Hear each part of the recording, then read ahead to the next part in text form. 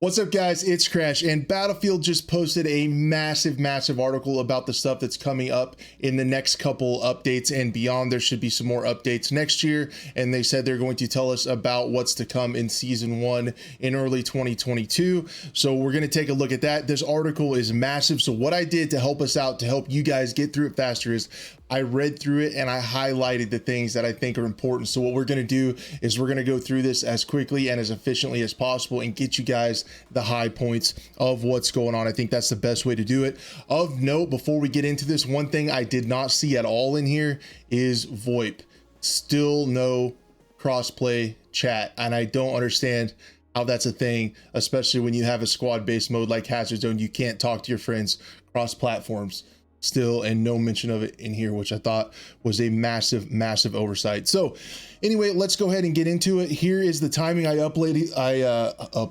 highlighted the important things in red so we can take a look at it. I'll get my words right, don't you worry. We'll be delivering update 2 for the game on Thursday, November 25th, same day as the World War III beta starts, followed by a further substantial update 3 in early December. So not a for sure date, but update 3 will be coming in early December. So those are the next two that they talked about. As far as performance and server stability, in very rare instances, we're seeing them not register hit markers. They said it's hard to reproduce. I don't have a hard time reproducing it. And we're actively working hard to identify what could be causing the issue. So they're working on hit reg. They added, if you're unable to spawn to a server with intended loadout, we believe we discovered the issue, and that will be in the update on Thursday, where you can't spawn on the server with your intended loadout. So hopefully that gets fixed. They're also adding a fail safe. So if you get stuck in a down state, no matter what happens, if you sit there for 30 seconds, it'll just automatically respawn you. So hopefully you won't get in the down state and have to leave the server. So they're adding that fail safe instead of fixing the root cause of why you get stuck in a down state. That's confusing. Okay, so now on hardware, there was the issue of crashing, especially on Xbox Series X and S players, became a mandatory system update this week. So there was a system update with Xbox that is supposed to fix the console from power cycling. So hopefully that is the case. For all the PC players, including myself, not really thrilled about our frame rates, and they say they agree that it's presently CPU bound massively.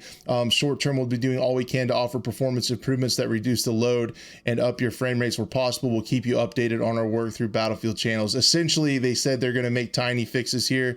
Identifying engine level stuff, it says it will require a lengthier response time for us, so it gets done right. So not a lot of good news for PC players as far as frame rate optimization goes. It doesn't sound good. It sounds like this is going to take an even longer amount of time, which I was a little bit bummed to see. Another thing that's not mentioned in here is the memory leak that a lot of us are seeing. There's no word of that in any of this as well.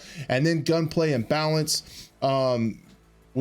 They highlighted the odd inconsistency with the behavior of aiming in relation to mouse sensitivity settings. So they've done a lot of investigation, and they've found some settings that are not properly applying with mouse. So they're supposed to be fixing the mouse update as well, or excuse me, the mouse input.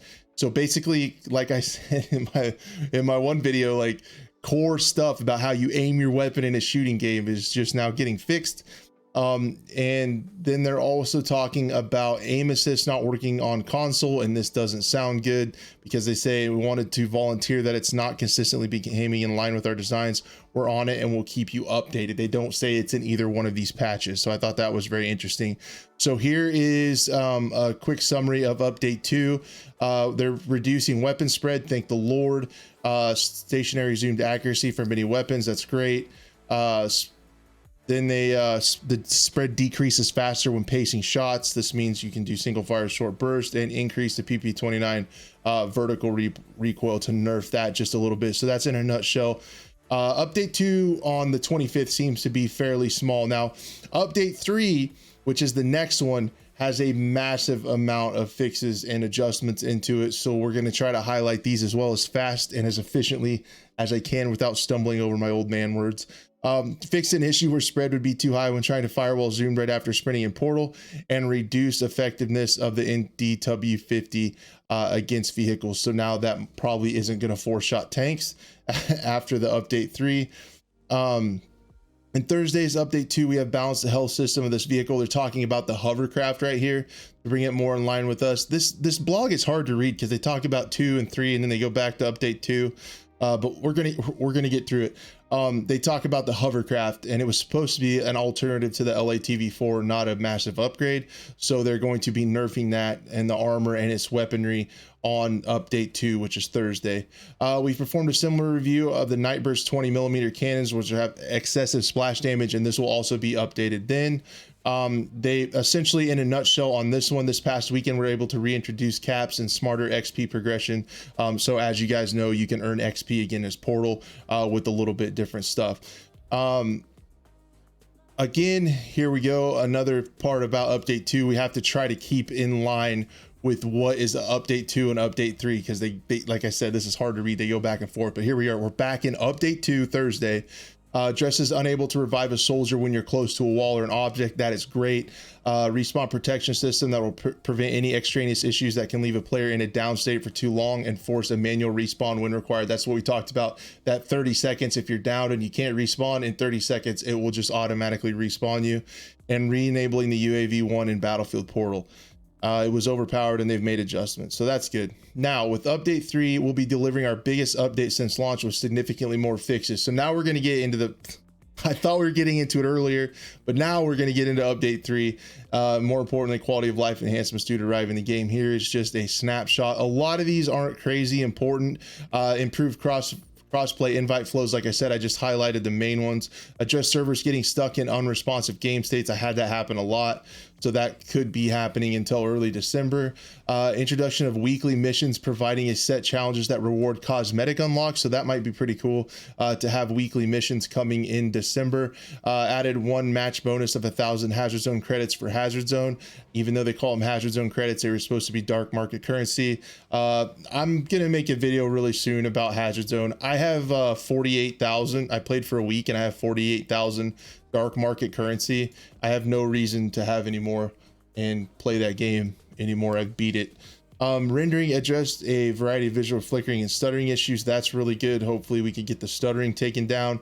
Maps, 150 individual fixes, small changes and improvements. So these are just things like collisions of rocks and things not working, getting stuck on the map, things like that. A lot of fixes with that. Battlefield Portal, they're adding some interesting stuff to the builder. Rush game modes for 2042 all-out warfare maps, new official vehicle team deathmatch templates, team and free-for-all gunmaster templates, an official infection template, and the rules editor added the ability to detect what players were killed in what order to apply additional logic. So that's pretty cool.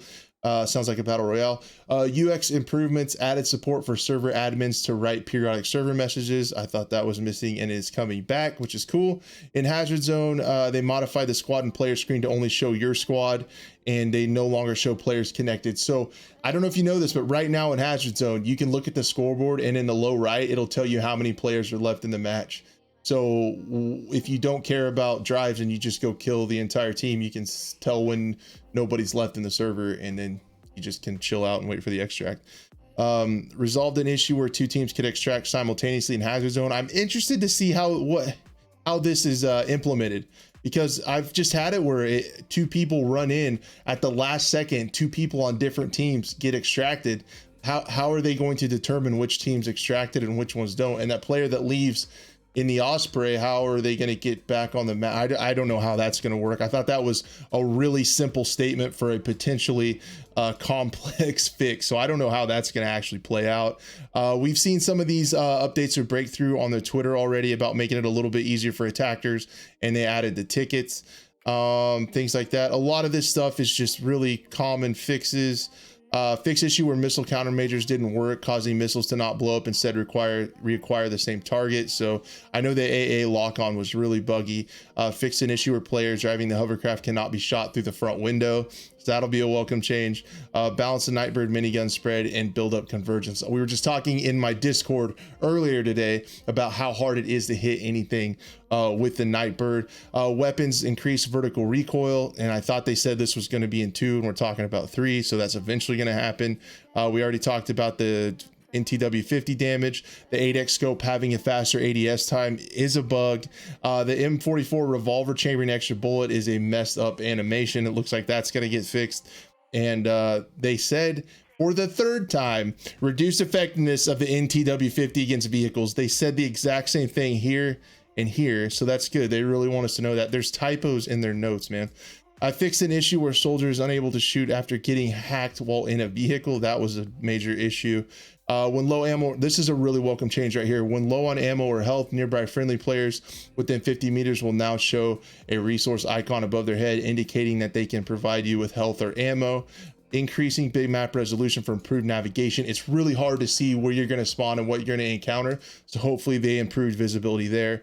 Added health bar on enemy vehicles and enemy soldiers when looked at. That'll be a really welcome change as well. Some changes with the grenade belt. This fragment grenades will bounce once before detonating. Players with Crive armor can see it now, can have a white outline around them when you're playing as Angel to know that they need armor, and you can hold down the specialist ability button to self-apply armor. So I thought that was really cool too. The cyber warfare stew added a short grace period, so if you're trying to hack a chopper and it goes behind a building, if it's just quick, you still are able to continue the hack. So they added a little bit of grace period if you lose line of sight. They added a sound effect for victims being scanned by the EMGX scanner. It should now also be able to spot targets above or below. So that's interesting. And then they made a few changes to Casper's drone, improved visibility so they have lights that make them easier to see, increased its movement speed, and increased its hitbox size to make it easier to hit. The Falck Surret pistol added a lock on and lock off sounds for when the target is designated magnetism of the S21 Surret pistol. And then on the recoilless, fixed its bug with the interaction with the self-flam target designator. I know they tweeted about that not too long ago. And another important change to smoke grenades, it will now bounce once before detonating instead of instant detonate. Then they fixed an issue where you could turn and see this happened to me a lot. They fixed an issue where you could turn and see your own headless body while on ladders. Again, a lot of this stuff you guys can check out. They overall fixed some of the stuff with melees. As you know, it's kind of buggy and things like that. So that's essentially, guys, what I thought were the main ones. I tried to get through it as quickly and as painlessly as possible and get you guys the info fast. But yeah, that's all I had for today, guys. Again, no VoIP. Again, no content for Hazard Zone, so I'm going to be covering that stuff soon. Thanks so much for watching. Be a friend, tell a friend, and we'll see you guys later.